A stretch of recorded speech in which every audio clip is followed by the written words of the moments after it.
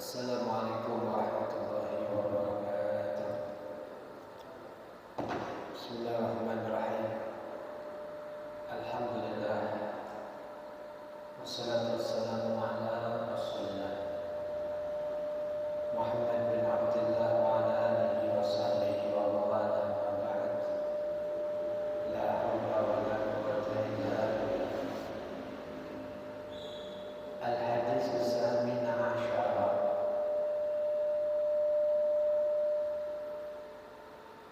Adapun hadis yang nomor 18, An Abi Dzar Jundub bin Junadah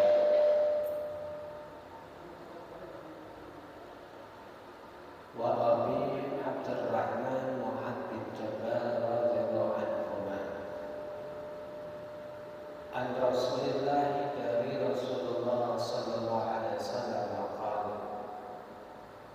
ittaqillah haitsu ma kunta wa adbi sayyi'atan hasanatan tamhuha wa khaliqin nas bi khuluqin hasan.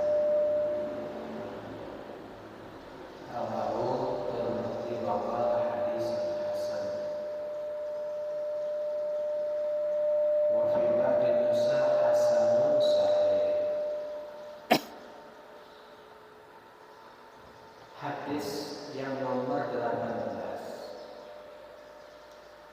riwayat dari dua sahabat besar, yakni Abu Dzar, nama aslinya Jundub ibni Junadah,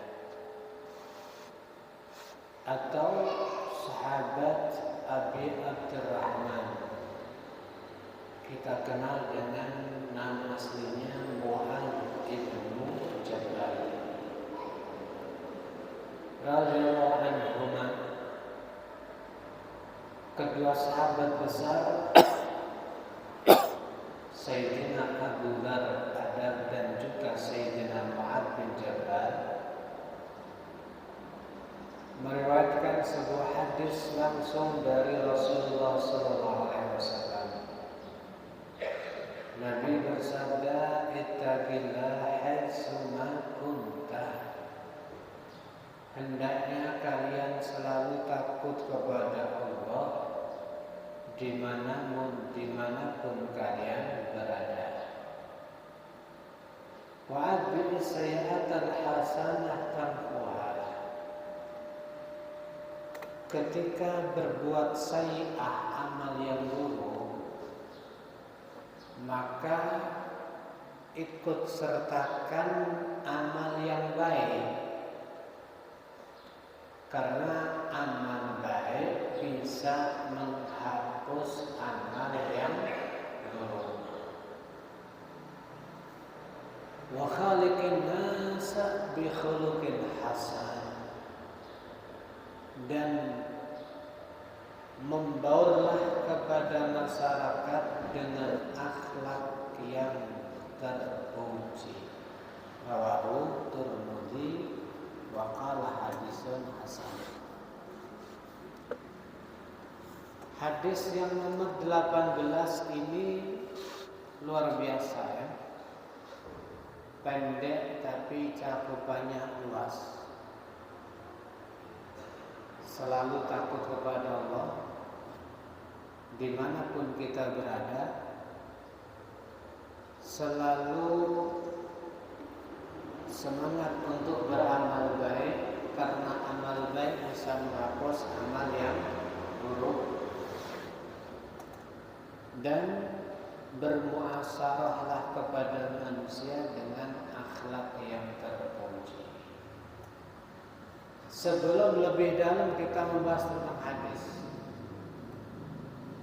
lebih tahu, lebih dulu coba kita lihat siapa Sayyidina Abu Dzar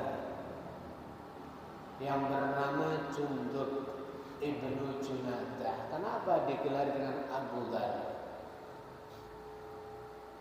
Dzar ini ada beberapa riwayat. Ada yang mengatakan Dzar ini bermakna an-naml shaghir. Dzar itu bermakna semut yang kecil. Abu Dzar ya berarti ayahnya semut kecil berarti. Baik. Kenapa nisbatnya kok ke semut? Kok tidak ke singa misalnya? Sayyidina Ali itu malah digelar dengan Abu Turab, ayahnya debu. Itu julukan yang disematkan oleh Nabi Muhammad sallallahu alaihi wasallam.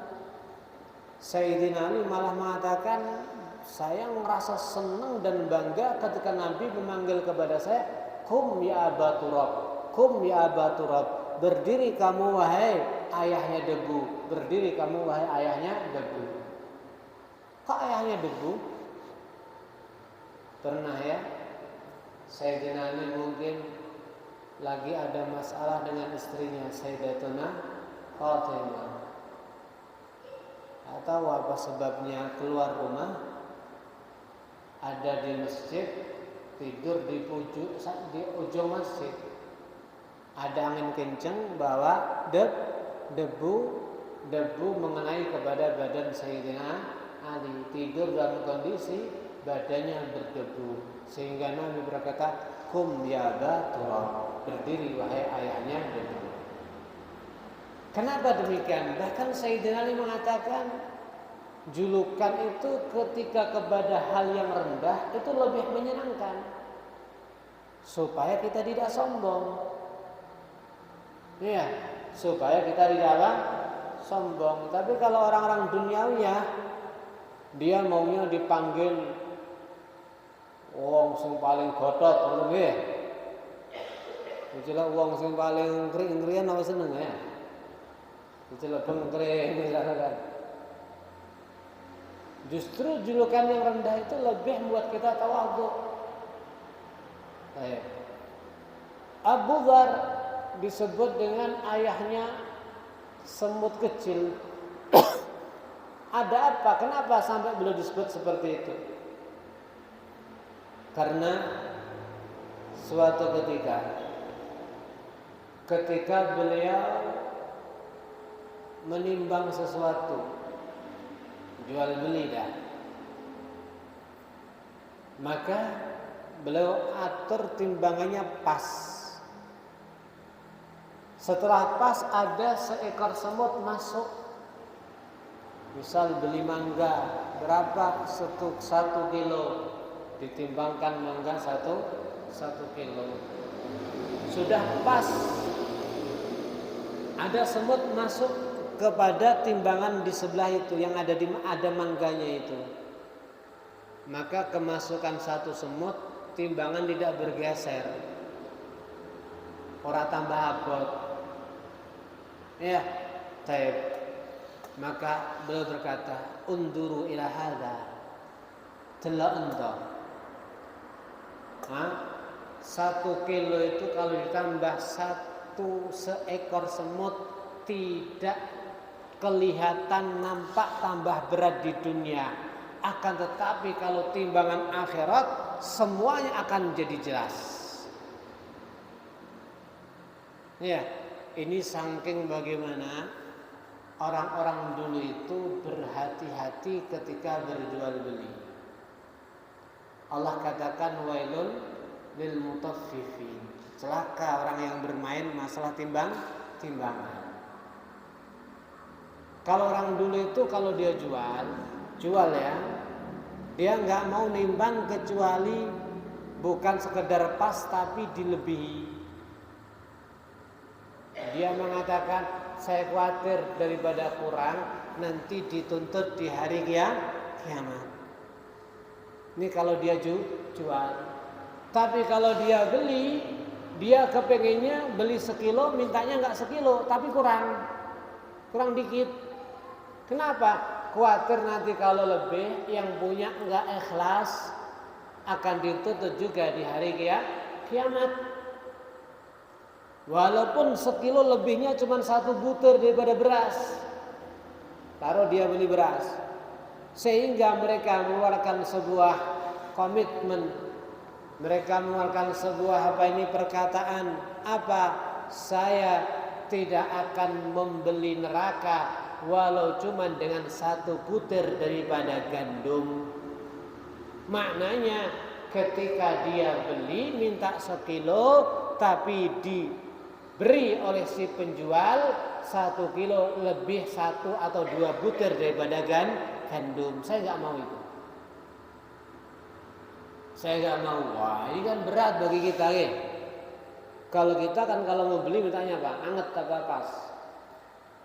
Tahu paham anget jenengan? Anget itu 1 kilo mintanya lebih. Kalau kita, kalau jual berusaha mengurangi. Banyak penjual ya ada dah, bukan banyak ya. Penjual apa itu mungkin apa satu barang misalkan yang terkenalnya 1 kilo tapi yang terkenalnya setengah kilo tapi nggak ada setengah kilo. Dia bilang 1 kilo mungkin cuma 9 on dan sebagainya. Timbangan ini jangan bermain masalah timbangan nih, celaka nanti. Lantas bagaimana kalau kita beli seperti itu gimana? Mungkin waktu Anda sebagai penjual ada orang pembeli, coba ya saya beli beras 1 kilo, Anda nimbangkan 1 kilo. Kemudian Anda seraya berkata, ini secara kasat mata 1 kilo ya, kalau kurang minta maaf, misalkan seperti itu. Atau mungkin kalau Anda sebagai penjual usahakan selalu lebih dari 1 kilo. Demikian kalau seandainya Anda sebagai pembeli, saya minta 1 kilo ya, ditimbangan 1 kilo. Kalau seandainya lebih, kau sebagai pembeli, tolong wahai penjual dihalalkan ya. Atau minta seperti itu. Masya Allah. Ya, ini lihat Abu Dzar, semut aja yang nambah di 1 timbangan. Kalau di dalam kasat mata dunia nggak kelihatan, tapi dalam pandangan akhirat akan nampak jelas. Kenapa? Karena Allah katakan, "May ya'mal misqala dzarratin khairan yarah wa may ya'mal misqala dzarratin syarran yarah." Di antara kamu yang beramal baik atau buruk sebesar daripada dzarrah. Dzarrah itu apa? Dzarrah itu sesuatu yang paling kecil yang ada di dunia. Ada orang memaknai dzarrah itu biji sawi. Ada yang mengatakan ada lebih kecil lagi dari biji sawi, atom bahan peledak. Ada yang mengatakan dzarrah itu adalah batu atau debu yang bisa diangkat sama angin. Kecil sekali. Daripada perbuatan baik atau buruk, nanti di akhirat semuanya akan nampak. Ya Allah, ma yalfidu min qaulin illa ladaihi raqibun atid. Tidak terlontar daripada mulut kita sebuah ucapan kecuali ada raqib atid yang akan mencatatnya. Kalau baik ya pahala, kalau buruk ya siapa orangnya yang ikut bersekutu di dalam sebuah kejahatan, walau dia urun separuh kalimat, walau cuma separuh kalimat, tidak utuh. Mungkin ada orang mencuri karena perintah kamu, curilah. Kau cuma berkata apa? Cu. Belum sampai ri. Separuh kalimat, akhirnya dia berangkat dan mencuri. Maka Anda bersekutu dalam dosa itu mencuri. Apalagi utuh, apalagi lebih daripada itu.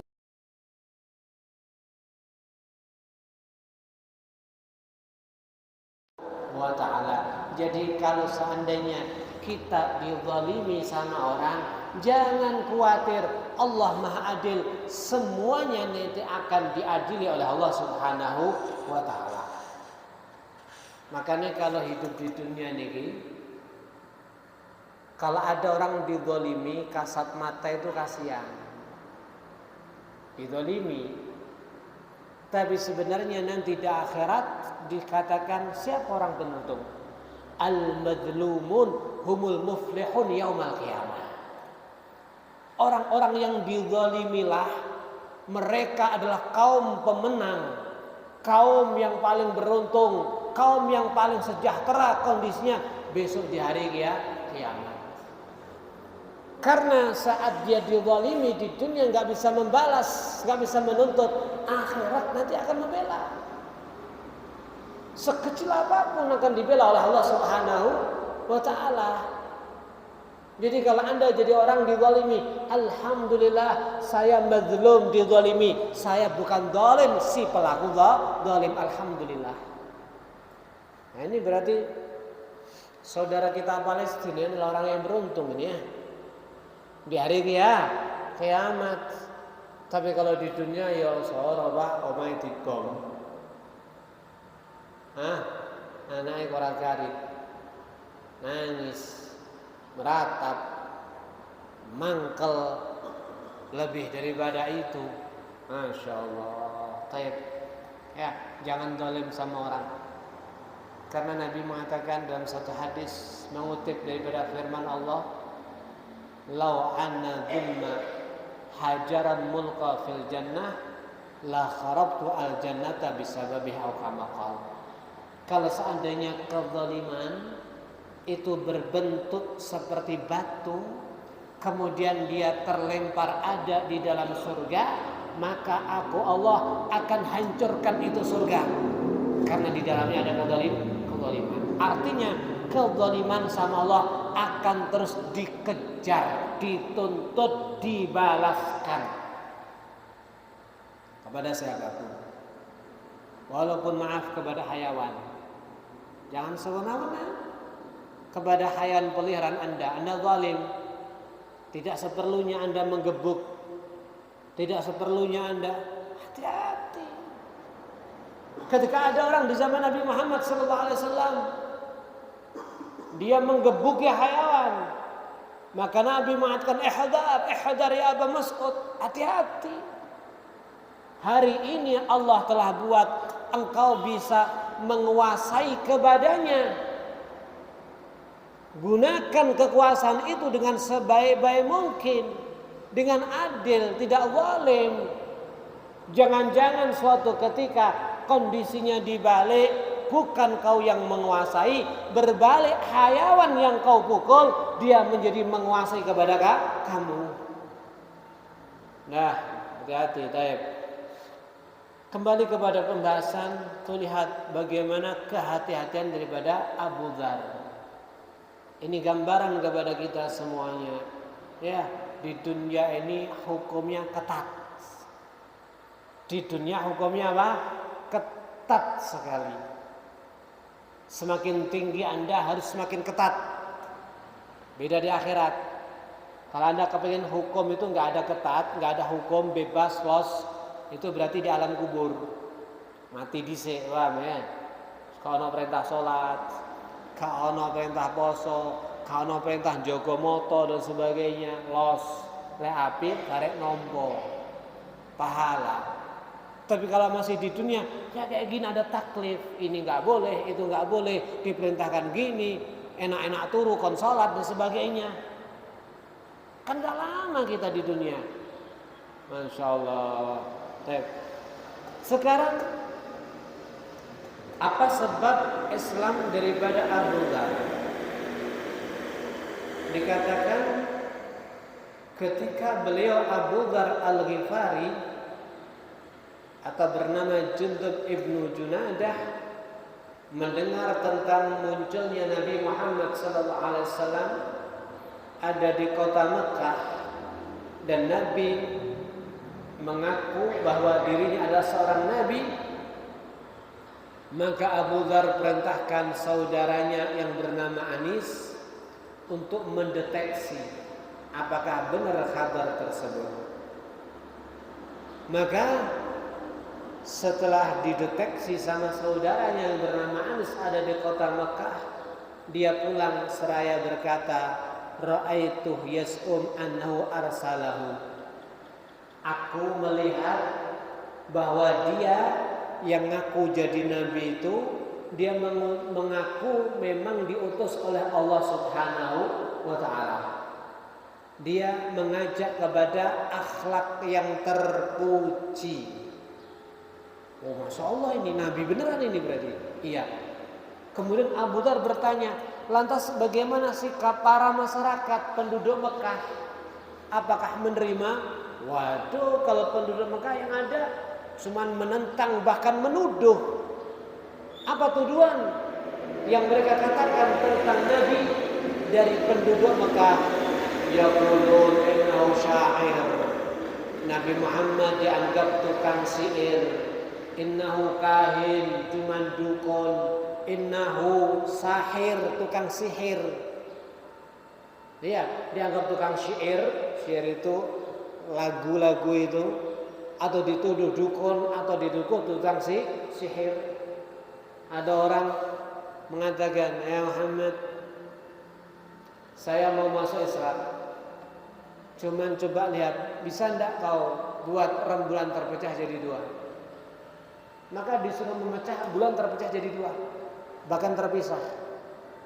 Nah ya, maka ternyata setelah melihat bukan Islam, apa mengatakan, wah, sihirnya Muhammad begitu hebat. Jadi dituduh sihir. Tahukah Anda, sihir ini syaratnya harus kafir. Gak mungkin Nabi Muhammad sebagai sihir. Oleh karena daripada itu adalah tuduhan yang tidak pas. Jadi kalau Anda berdakwah kemudian dituduh yang tidak sesuai kepada Anda, itu sudah menjadi sunnatullah. Walan tajida li sunnatillah min tabdila. Kalau sudah menjadi sunnatullah, nggak bisa diganti. Sejak dulu orang kalau membawa agama selalu dituduh sesuatu yang tidak sesuai. Itu adalah cara bagaimana supaya mereka bisa mematahkan dakwah Nabi Muhammad SAW. Bahkan mereka berdiskusi, ya apa ini Muhammad ini? Pengikutnya semakin banyak. Kita katakan apa kira-kira? Oh, tukang sihir, kak seperti itu. Oh, Muhammad gila. Gila itu kalau ngomong ngelantur. Ini Muhammad ngomongnya jelas. Wow. Iya, dan sebagainya. Makanya wis mungkin sing rodok nyedeki Muhammad tukang sihir wis. Soalnya sapa-apa. Iya, pohon diperintahkan jalan-jalan. Kemudian rembulan disuruh membelah.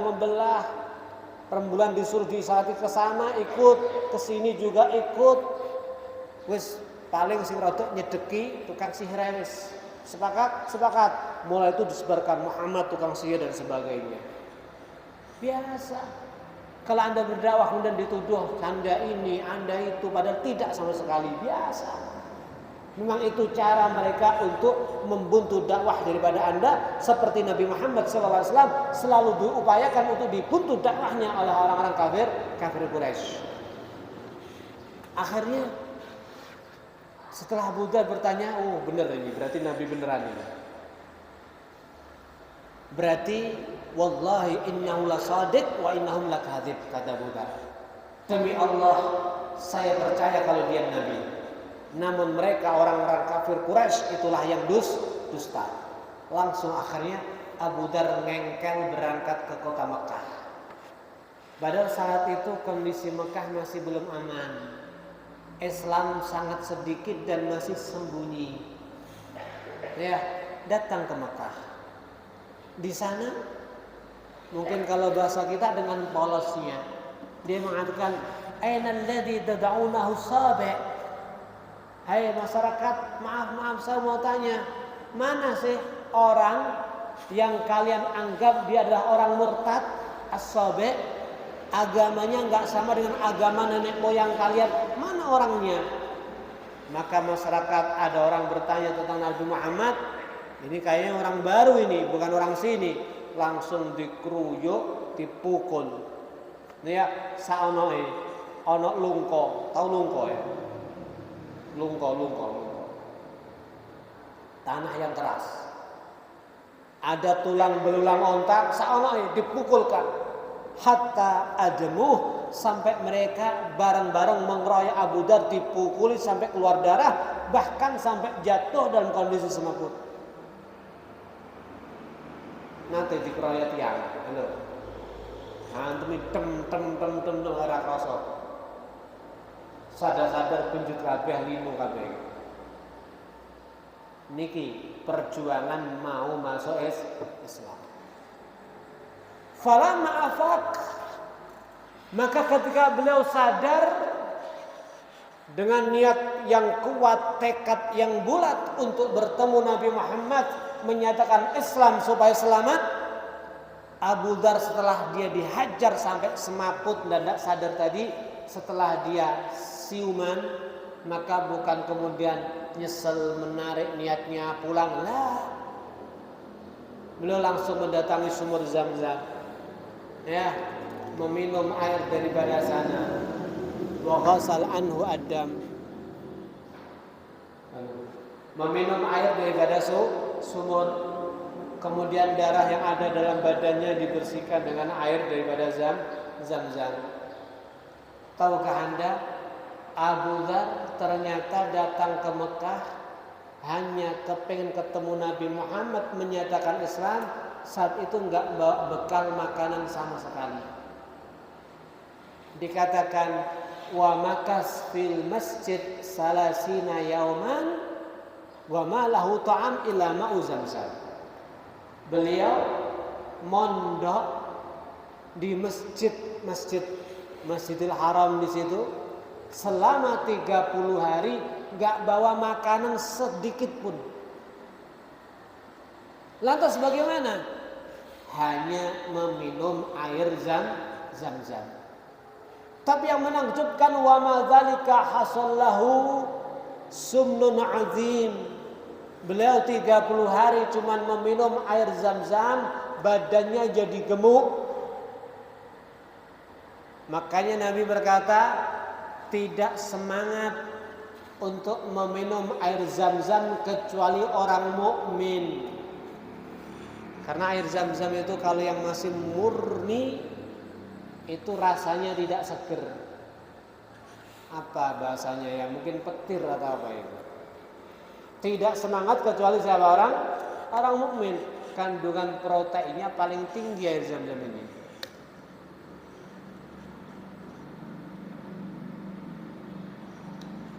Nabi mengatakan, ya, ma'u Zam-Zam lima syuribalah. Air Zam-Zam itu kalau diminum sesuai niatan orang yang meminum. Ya, kalau diniatkan untuk ta'am, makanan, maka ya jadi makanan. Diniatkan untuk menghilangkan haus, ya seperti air. Diniatkan untuk obat, ya jadi obat. Enggak sedikit.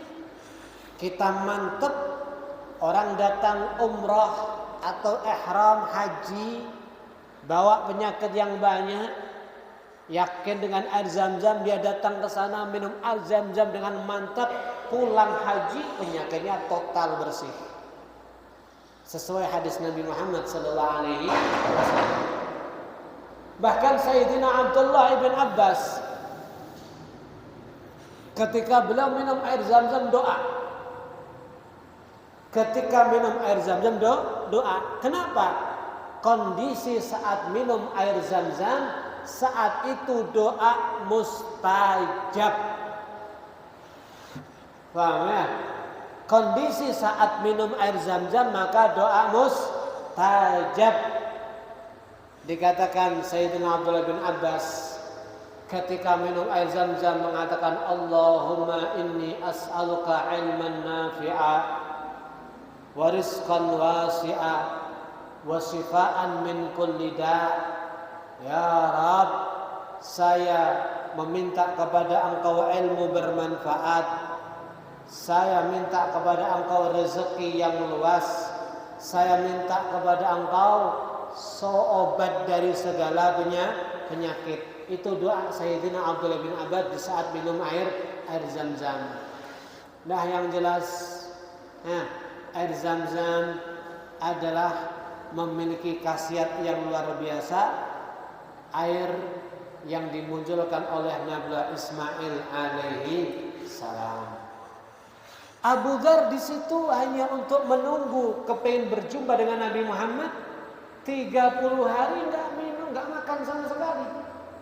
Cuman minum air Zam-Zam tapi tambah gemuk. Sampai suatu ketika di suatu malam di dalam mataf, tempat tawaf, di situ dalam kondisi sepi, datanglah Nabi Muhammad SAW. Nabi menyentuh hajar, Nabi bertawaf, kemudian Nabi sholat.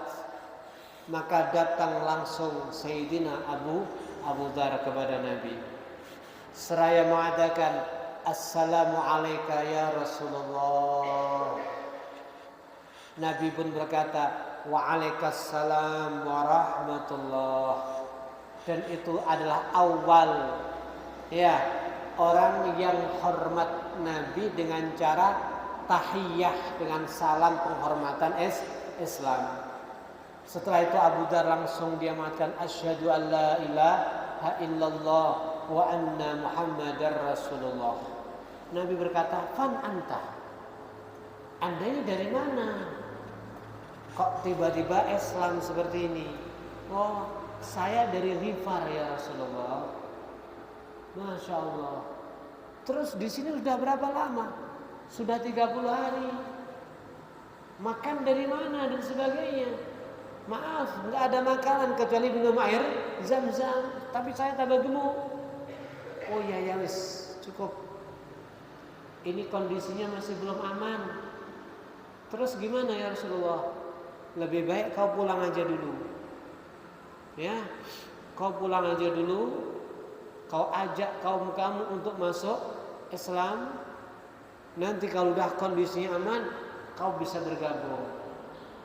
Maka Abu Dzar ini orang yang sudah imannya kuat, dia tidak mau menyembunyikan keimanannya. Dia mengatakan, "Demi zat yang nyawaku ada dalam genggamannya, ya Rasulullah, maaf, saya harus menjerit menyatakan Islam di hadapan orang kafir. Resikonya tidak ada masalah. Saya harus menyatakan Islam di hadapan mereka. Karena ini termasuk berisiko tinggi ini." Maka dia mengangkat suara tinggi seraya berkata, "Asyhadu an la ilaha illallah wa anna Muhammadar Rasulullah." Langsung seadanya masyarakat mengumpul, merumuni Abu Dzar, memukul, dikelibak nih ya bang ya, dibaringkan, dihajar, sampai datanglah Sayyidina Abbas. Dia mengatakan, "Hei orang-orang Quraisy, celaka kamu. Siapa yang kamu hajar? Yang kamu hajar adalah orang dari kabilah Ghifar. Perdagangan kalian ketika ke kota Syam pasti melewati daripada rumahnya orang ini. Hati-hati, gimana nasib dagangan kalian nanti?" Maka mereka tidak berhenti menghajar Abu Dzar kecuali karena memikirkan daripada dagangannya. Namun Abu Dzar seperti itu bukan berarti dia takut.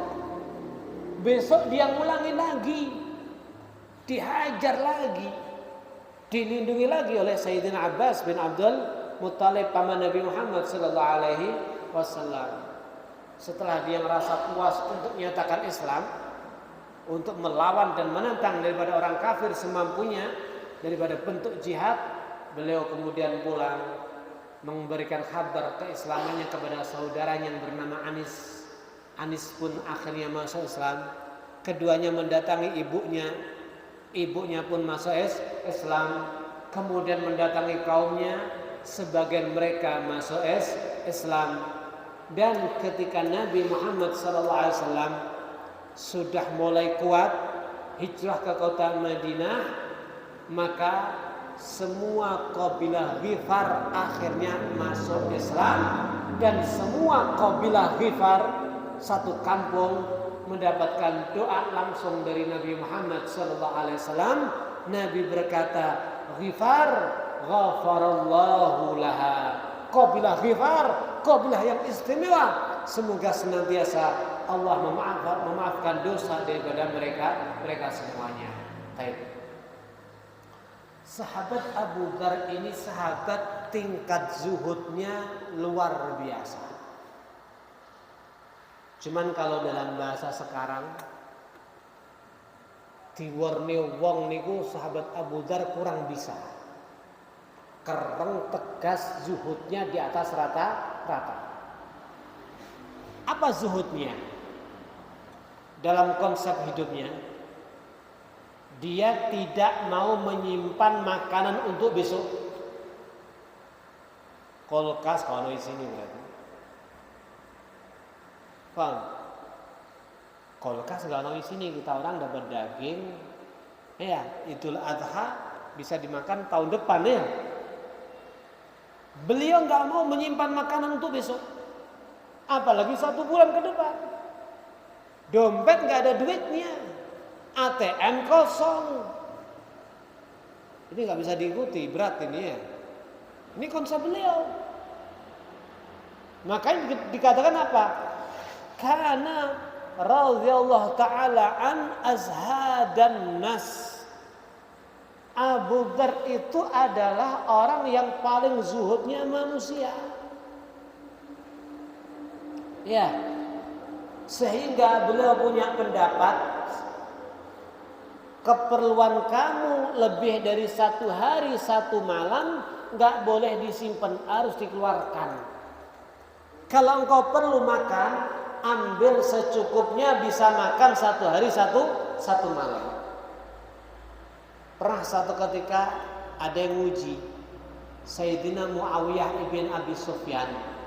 Ini konsep beliau, kalau dapat duit diambil sekira cukup untuk beliau makan 1 hari 1 malam dan keluarganya, sisanya metu kabeh. Untuk beras dijiko cukup 1 hari 1 malam, sisanya metu kabeh. Wis kaya manompret ngene, Pak. Halo, golek cukup dipangan, entek sesuk golek maneh. Alhamdulillah manompret enggak ada yang hubud dunia, zuhud semuanya. Karena cari makan enggak pernah bawa rinjing ya. Enggak pernah bawa karo. Ini manusia iki sing satu ketika diuji Muawiyah ibn Abi Sufyan, perintahkan orang bawa duit 1000 dinar. Kalau sekarang ya sekitar 5 miliar. Duitnya cara abang-abang sakmene enten nggih. Halo. Sakmene ya 5 miliar. Mungkin 5 kardus. Go duit teyok-teyok. Diblekne nang omahe Abu Dzar. Abu Dzar angsal hadiah. Dapat hadiah Anda. Dari siapa? Muawiyah ibn Abi Sufyan, khalifah misalkan, Amirul Mukminin, yang mungkin satu jadi Amirul Mukminin atau jadi pemimpin. Oh iya, benar buat saya? Iya. Berapa ini? 1000 dinar. Kalau sekarang 5 miliar. Sampai itu duit sanggup ya apa berapa? Halo. Langsung mikir, omah ganti mobil, ganti bojo, ganti ngono ya. Antemi bojomu sampean. Mungkin Anda terfikirnya langsung urusan nafsu. Tapi kalau Abu Dzar dapat duit 5 miliar, yang dipikir adalah kemaslahatan kaum muslimin. Untuk duit sakmono kathah langsung dipikir orang tua yang miskin di sana, rumah sana, janda tua, yatim, ini, semuanya kelihatan itu. Maka orang-orang kayak gitu sering dapat duit. Kalau sama ini duit orang teko mikirnya reno-reno. Duduk nyantuni tapi mikirnya rumah, mobil, ini sebagainya. Akhirnya nggak dapat duit. Karena karakter daripada dunia, dia ngejar orang yang nggak mau. Dan dia lari daripada orang yang mencari. Itu karakter dunia. Al-Imam Ahmad bin Hanbal bisa duit banyak. Ditanya, kok Anda tolak ya Imam? Lah aku gelem, dek gak nguber aku. Enak dek nguber aku, mergo aku berusaha untuk menolak. Masya Allah, makanya kita gak pernah diuber. Soalnya kita ngenteni ya. Tep. Ini Abu Dzar seperti itu. Akhirnya langsung, udah.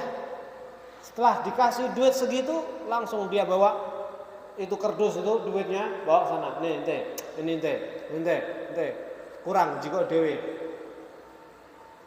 Enak ya, kurang juga duit sampai habis, tidak ada satu lembar pun. Tidak ada satu lembar pun.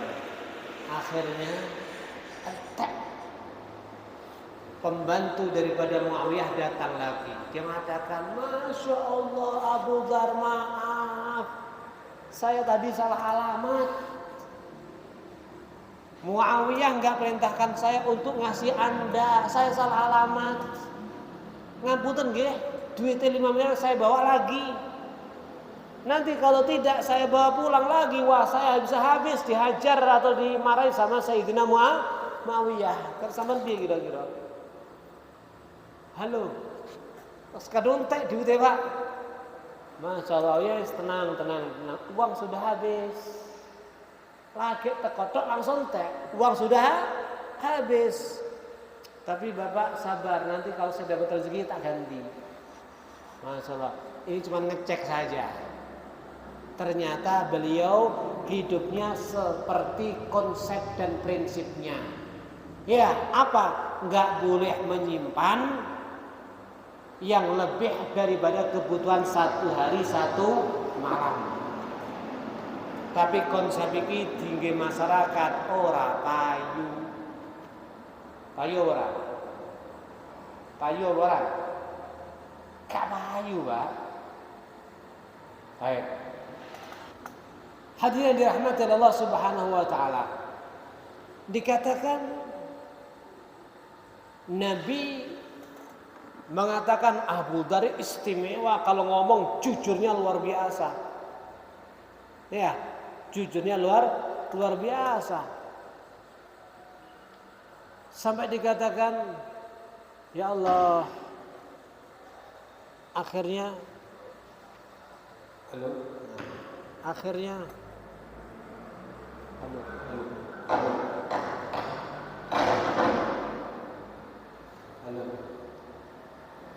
beliau ketika sakit parah mau meninggal dalam kondisi terasingkan, kondisi nggak punya apa-apa sama sekali. Maka istrinya cuma menangis dan menangis. Maka ketika istri menangis, dikatakan, ada apa yang menangis? Bagaimana enggak kau posisi sakit parah yang mungkin akan mati, kita enggak punya apa-apa, hingga kain kafan enggak ada. Kata beliau, jangan menangis. Ya, jangan menangis. Saya dengar langsung dari Nabi Muhammad SAW. Di antara kalian, kata Nabi, akan meninggal di satu tempat yang terasingkan. Akan tetapi justru akan ada satu jamaah yang menyaksikan kematian kalian. Dan kata Abu Dzar, itu perkataan Nabi kepada kami yang satu duduk satu jamaah. Dan setelah itu saya saksikan tidak ada yang duduk di situ yang dapat perkataan Nabi tadi, kecuali semuanya udah mati di dalam desa, di dalam keluarganya, kecuali saya. Berarti yang dimaksud Nabi akan mati di antara kalian dalam kondisi asing, jauh daripada desa, jauh daripada keluarga, gak ada apa-apa, akan tapi mayatnya akan disolati oleh satu jamaah. Nabi ngomong seperti itu, dan saya yakin ini sebelum meninggal. Akhirnya istrinya, iya coba saya tak keluar dulu coba. Ini di tengah padang pasir yang gak ada kehidupan sama sekali. Dia melihat, gak lama ada satu rombongan datang. Ya, satu rombongan datang. Kemudian dikasih tahu, disarai, minta tolong, berhenti. Dan dia mengatakan, saya istri Abu Dzar, suami saya sakit parah, ada di dalam. Tadi dia berkata gini sebagainya. Pada intinya akhirnya meninggal, dan yang mensolati adalah satu rombongan sesuai yang ditafsirkan oleh Nabi Muhammad SAW. Jadi Nabi itu dengan sahabatnya macam-macam. Ada yang mengatakan kamu tidak meninggal kecuali dibunuh oleh sekelompok pemberontak. Akhirnya meninggal seperti itu. Kamu ini matinya seperti ini, sesuai. Masya Allah. Dah yang jelas Abu Dzar adalah sahabat yang luar biasa, zuhud dan begitu patuh kepada Nabi Muhammad SAW. wasallam. Ya, semoga kita bisa mengambil hikmah daripada cerita daripada Sayyidina Abu Dzar. Walhamdulillahirabbil alamin. Hadza minni wa lakum. Assalamualaikum warahmatullahi wabarakatuh.